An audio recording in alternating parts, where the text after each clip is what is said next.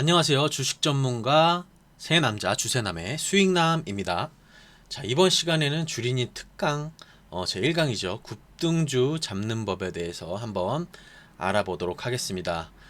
본격적인 영상에 앞서 저희 주새남 구독과 좋아요 눌러주시면 감사하겠습니다. 오늘 제가 가지고 나온 종목 바로 KPX 홀딩스 그리고 대한과학입니다.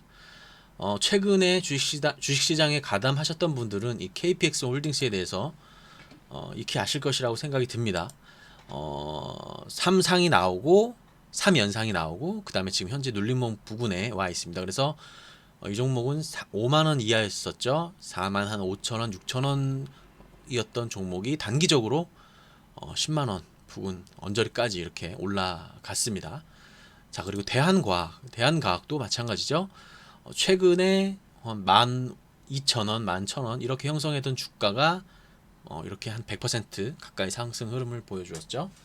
제가 지난 영상에서도 말씀드렸다시피 단기적으로 주가가 100% 간다. 단기적으로 100% 간다면 그것은 일시적인 고점일 가능성이 있다라고 말씀을 드렸죠. KPX 홀딩스 같은 경우에는 확실히 100% 상승 구간을 넘게 상승을 한 이후에 지금 본격적인 조정 흐름에 들어갔죠. 대한과학 같은 경우는 12,000원 했던 종목이 아직 100%까지의 상승은 아니지만은 그래도 그 비슷하게 상승을 했죠. 그리고 나서 아직까지 그런 상승 탄력이 둔화됐다라고 보기는 좀 어려울 것 같아요. 지금 현재도 상승 흐름이 유지가 되고 있습니다. 자, 그러면 이 KPX 홀딩스, 이 대한과학 이 두 종목은 우리가 이제 급등주라고 볼 수가 있을 텐데 이 두 종목이 어떤 공통점이 있었는지 그런 부분에 있어서 제가 좀 설명을 해드리도록 할게요. 일단은 우리가 KPX 홀딩스, 물론 주가가 오르기 위해선 재료가 필요하죠. 어떤 재료가 있었고 어떤 재료로 인해서 주가가 상승했는지 대한과학도 마찬가지입니다. 그러나 이번 시간에는 제가 굳이 이제 그런 것들은 설명을 안 해도 될 것 같아요. 왜냐면 뭐 다른 뭐 기사나 뭐 다른 매체를 접근하시면 이러한 관련해 가지고 재료는 충분히 찾아보실 수가 있습니다. 제가 지금 굳이 그것을 뭐 다시 이렇게 언급해 드릴 필요는 없다라고 생각을 합니다. 이거와 관련한 재료들은 뉴스 찾아보시면 바로 나옵니다. 자, 중요한 것은 무엇이냐면 주가가 상승을 했다라는 것이고 이게 어떻게 상승을 했냐 그 부분에 초점을 맞추고 오늘 설명을 이어나가도록 하겠습니다. 그럼 KPX 홀딩스에 대해서 먼저 한번 보도록 하겠습니다. 여러분 보시는 것처럼 이 종목이 2006년서부터 그리고 현재까지 8만원 그리고 4만원 요 사이에서 박스권을 형성했었던 그런 종목이었죠. 그런 종목이 최근에 이렇게 박스권을 이탈하고 상승 흐름을 보여주었습니다.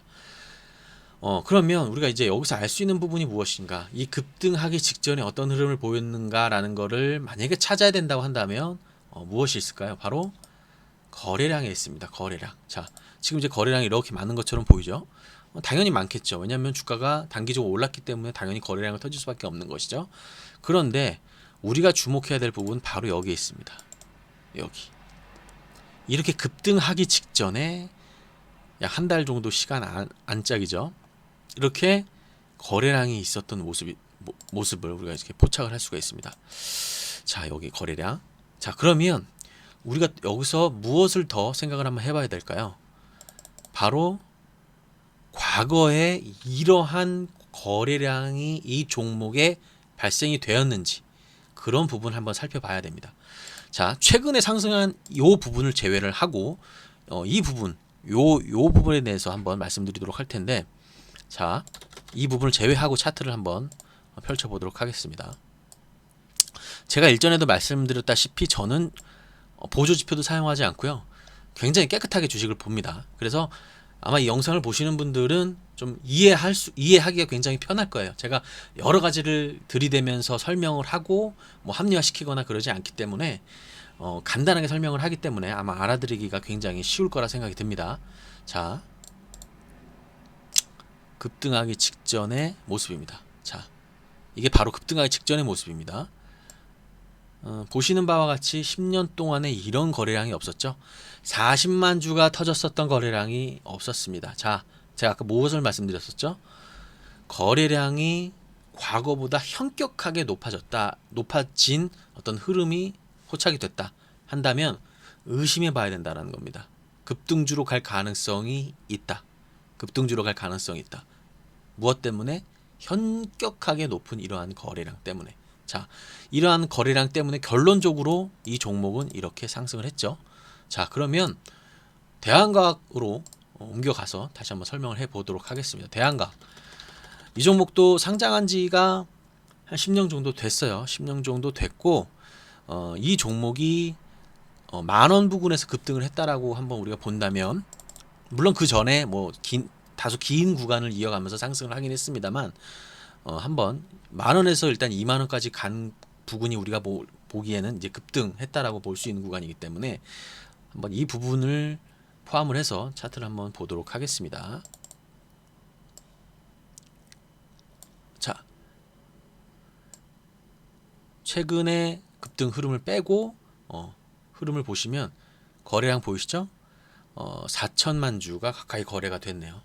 아까 KPX 홀딩스에서도 말씀드렸고 이 대한과학에서도 말씀드렸다시피 이것도 박스권을 어느 정도 뚫고 그리고 대단히 현격하게 높은 거래량을 발생을 시켰다라는 게 공통점입니다. 그래서 여러분들 보시면 아시겠지만 급등주 패턴이 여러 가지가 있을 수가 있어요. 그러나 이 급등주 패턴 중에서 물론 바로 호재가 떠서 상한가를 말아서 바로 2상, 3상까지 쭉쭉 밀고 올라가는 패턴도 물론 있습니다. 그러나 그런 종목들 같은 경우에 사실상 사전에 이 종목이 급등을 할 것이다라는 걸 포착하기에는 굉장히 어려워요. 왜냐하면 어떤 흔적이 없기 때문이죠. 그러나 이렇게 대한과학과 KPX 홀딩스 같은 경우에는 그 흔적을 남겼다라는 것이죠. 무엇으로? 거래량으로. 어떻게? 과거와는 현격하게 높은 거래량. 그 전에 과거 거래량 같은 경우에는 뭐 해봤자 600만 주가 최대치의 거래량이었는데 그거를 막 7배 이렇게 넘게 주가가 거래량이 상승을 했기 때문에 현격하게 높았죠. 이런 부분이 원동력이 돼가지고 결론적으로는 이러한 상승 흐름을 만들어낸 것입니다. 자, 그런데 그러면 우리가 이제 거래량이 이렇게 아까 제가 말씀드렸다시피 굉장히 현격하게 높은 거래량을 발생을 시켰다. 자, 그러면 이제 우리가 무엇을 해야 되죠? 당연히 이 종목을 의심스럽게 쳐다봐야 되겠죠. 그리고 매수의 가담은 어떻게 해야 되느냐라고 질문이 이어질 수가 있습니다. 자, KPX 홀딩스로 다시 넘어가서 설명을 해보도록 하겠습니다. 아까 과거 차트는 이제 제가 설명을 해드렸으니까 조금 짧게 한번 보도록 할게요. 자, 이 거래량이 현격하게 높은 거래량이었다라는 거는 우리가 이제 공부를 했고 알고 있죠. 그런 상황에서 그럼 여기서 매수를 해야 될 텐데 이 눌림목 부근이라고 합니다. 이런 부분을 눌림목 부근이라고 하는데 어떻게 매수를 진행을 해야 되냐. 일단 선을 한번 그거 보세요. 자, 단기적으로 여기가 고점 부근인데 이거를 장대 양봉으로 거래량 실리게 뚫어버렸죠. 그리고 나서 내려올 땐 이 저항이 지지가 되는 거죠. 이거는 주식책을 조금이라도 읽어보셨으면은 뭐 아셨을 수도 있지만 이 저항선이란 걸 한번 뚫어버렸을 때는 그 저항선을 뚫었을 때는 그게 나중에 지지선으로 바뀝니다. 그래서 이제 그런 부분에 대해서 우리가 여기서도 확인을 할 수가 있고요. 자, 그럼 여기서 우리가 어떻게 이 종목을 매수를 할 수가 있느냐라고 질문을 하실 수가 있는데요. 요 장대 양봉 속에서 거래량을 한번 보시고 이 거래량의 가장 낮은 지점에 들어가면 확률이 좀 있습니다. 예를 들어서 이렇게 장대 양봉이 뜨고요. 요 구간 안에서 가장 거래량을 한번 낮은 날을 한번 찾아보세요. 그 날이 매수 날이 될 가능성이 높습니다. 자, KPX 홀딩스라고 치면은 바로 한 요 정도 거래량이 되겠네요. 10월 30일 뭐 요 부분에 매수 신호가 왔다라고 포착이 되고 있고요. 대한과학이라는 종목을 한번 또 보도록 하면 자, 현격한 거래량 이거였었죠. 그리고 요 부분에서 이제 매수를 해야 될 텐데 이때 거래량 가장 낮았을 때 들어가시면 됩니다. 자, 의심하고 사라. 물론 가장 낮은 가격에 사면 좋겠죠. 여기서도 중간중간에 이렇게 뭐 따라가 가지고 11,000원, 12,000원 이렇게 사면 예를 들어서 이 주가가 1,000원, 만원 이상이 이하로 깨지게 된다라고 한다면 버티기가 쉽지가 않아요. 그래서 최대한 의심은 하고요. 그 다음에 매수로 연결하는 그 시간에서는 조급하시면 안 돼요. 기다리시면 됩니다. 딱 길목을 잡고 이 종목은 언제까지 내려올 가능성이 있다라고 어느 정도 좀 정하시고 기다리세요. 그리고 그 기다린 가격에서 매수를 진행을 하시면 됩니다. 언제? 거래량이 가장 낮았을 때. 거래량이 바로 낮았을 때 한번 찾아보시면 이때 이때입니다. 아까 KPX 홀딩스와 비슷하죠. 그래서 물론 차트가 똑같진 않아요. 그러나 공통점이라고 찾을 수 있는 부분은 분명히 있습니다. 이렇게 거래량을 발생시켰다. 대한과학도 마찬가지고 거래량을 발생시켰다. 그리고 상승한다. 일단 KPX 홀딩스가 조금 더 대한과학보다는 조금 더 화끈하게 움직인 면이 있어요. 대한과학도 최근에 흐름이 좋게는 움직이고 있습니다만 대한과학 같은 경우에는 서두에 말씀드렸다시피 아직 상승 추세가 끝나지 않았을 수도 있습니다. 충분히 전고점이었던 22,500원을 충분히 넘을 수 있는 그런 종목이라고 보여질 수도 있어요. 그래서 오늘 공부했던 급등주가 어떻게 만들어지고 어떠한 흔적을 남겼는지 그리고 어떻게 매수를 진행을 해야 됐는지 이런 부분에 대해서 오늘 설명을 드렸고요. 물론 다른 급등주들도 다른 형태에 보이는 것들도 제가 나중에 시간이 되면 충분히 설명을 해드리도록 하겠습니다. 그러나 오늘 본 종목들은 이렇게 거래량으로서 흔적을 남긴다.